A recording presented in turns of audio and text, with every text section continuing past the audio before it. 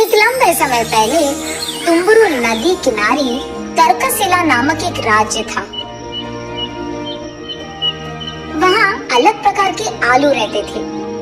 उनमें से सुंदर और कोमली नामक पति पत्नी के 3 बच्चे थे, जुन्नू, मुन्नी और बन्नी।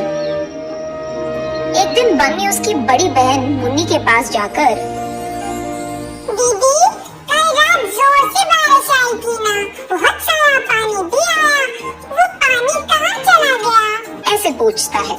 ये सुनकर मुन्नी, अरे बाप रे, इसने शुरू कर दिया इसके उटपटांग सवाल। और क्योंकि वो उसका जवाब नहीं दे पाई, वो किसी के बुलाने का नाटक करके, हाँ माँ, अभी आई, कहकर चली जाती है। तब बन्नी जुन्नू के पास जाकर, भैया, वो कल रात, करके वही सवाल पूछता है। तब जुन्नू,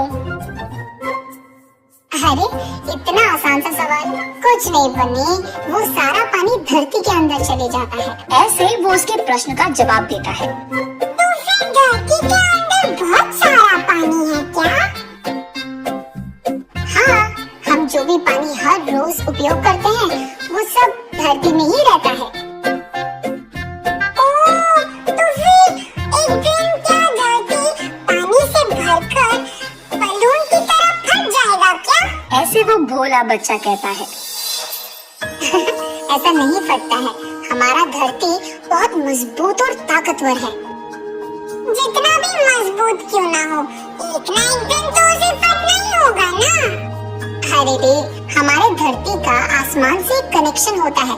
जब भी धरती पे पानी बहुत ज्यादा हो जाता है ना, वो आसमान के बादलों में भरकर बारिश की तरह बरसता है। ओह, ये है बात, ये तो बहुत प्यारा सेटिंग है। ऐसे कहता है। वो जुन्नू की तरह उस प्रश्न से नहीं भागता है, उसके बजाय उसको अच्छे से उसकी भाषा में समझाकर उसके छोटे भाई का बहुत अच्छा ख्याल रखता है। बन्नी का उम्र सबसे भले ही कम क्यों न हो, वो सबसे ज्यादा तेज था। वो अपने भाई जुन्नू और बहन मुन्नी से हमेशा कोई ना कोई सवाल पूछते ही रहता था। इन तीनों का ख्याल रखते रखते माँ बाप सुंदर और कोमली कभी कभी थक जाते थे, लेकिन उन तीनों को साथ में खेलते देख वो बहुत खुश होते थे। ऐसे ही एक दिन वो तीनों उस राज्य में हो रहे एक बाजार के लिए निकलने की तैयारी करते हैं, मगर उस बाजार तक पहुंचने के लिए उनको तुम्बर नदी पार करना होगा। इसलिए सब एक बड़ा सा नाव चढ़ते हैं। उन सब के साथ ही कुमारी भी उस नाव में बैठती है।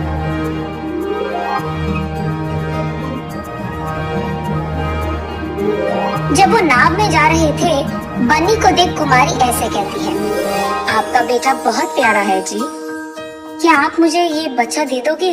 मैं उसको बड़ा करूंगी।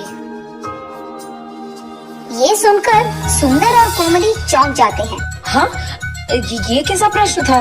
हम नहीं दे सकते, ये हमारा बेटा है। ऐसे वो दोनों एक साथ कहते हैं।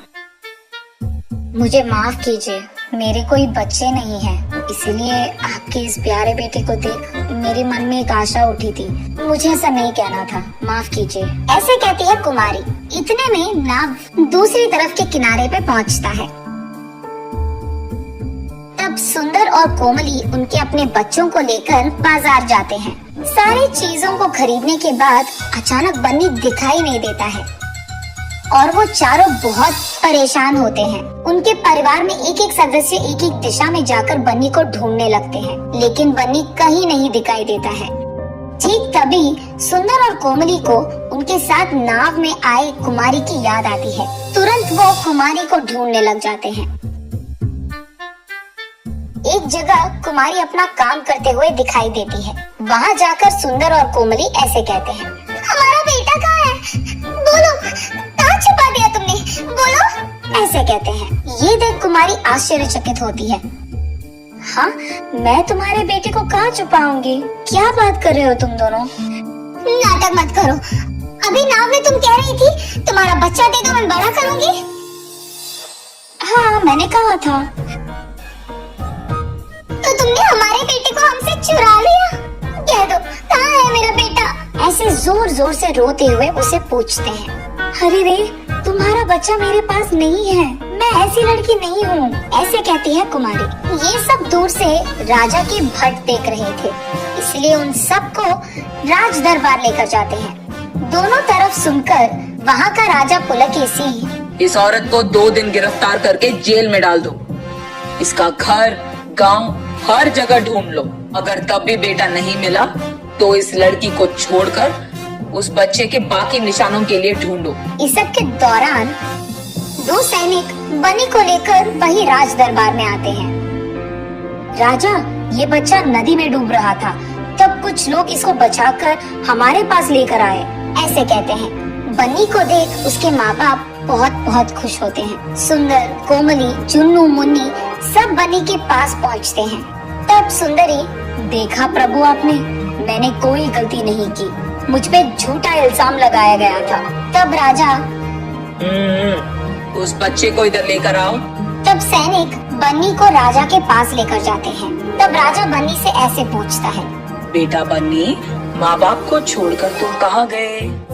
तुम नदी तक क्यों गए? मैं नाव के नीचे मौजूद उस बड़े इंसान को देखने गया। कहता है बन्नी भोलेपन से। वो बड़ा सा आदमी नाव के नीचे था। हाँ, नाव के नीचे बड़ा सा आदमी क्यों होगा बेटा? किसने कहा तुमसे ये? हुआ ये था कि जब सभी नाव में बैठकर नदी के उस किनारे तक जा रहे थे, तब सुंदर और कोमली कुमारी के साथ बात कर रहे थे। ठीक उसी समय में बन्नी उसके भैया जुन्नू से ऐसे पूछता है, भैया, नाव ऐसे अपने आप कैसे जा रहा है, और वो भी इतने तेजी से?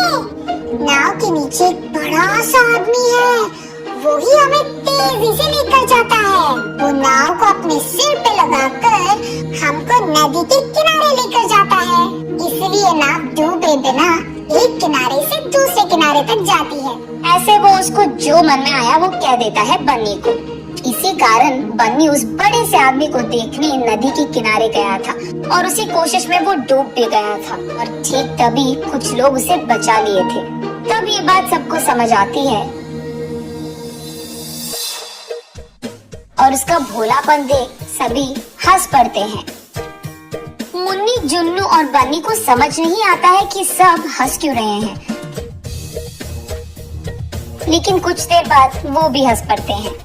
तब पुलकेशी, बहुत समय बाद मुझे बहुत हंसी तुम लोगों की वजह से ही आई है। ये कहकर सबको सोने के सिक्के देकर वहाँ से उन्हें भेज देता है। दूसरी तरफ सुंदर और कोमली को बहुत खुशी होती है कि परेशान करने के बाद कम से कम उनके बच्चों को सोने के सिक्के तो मिले और बच्चे सही सलामत भी थे।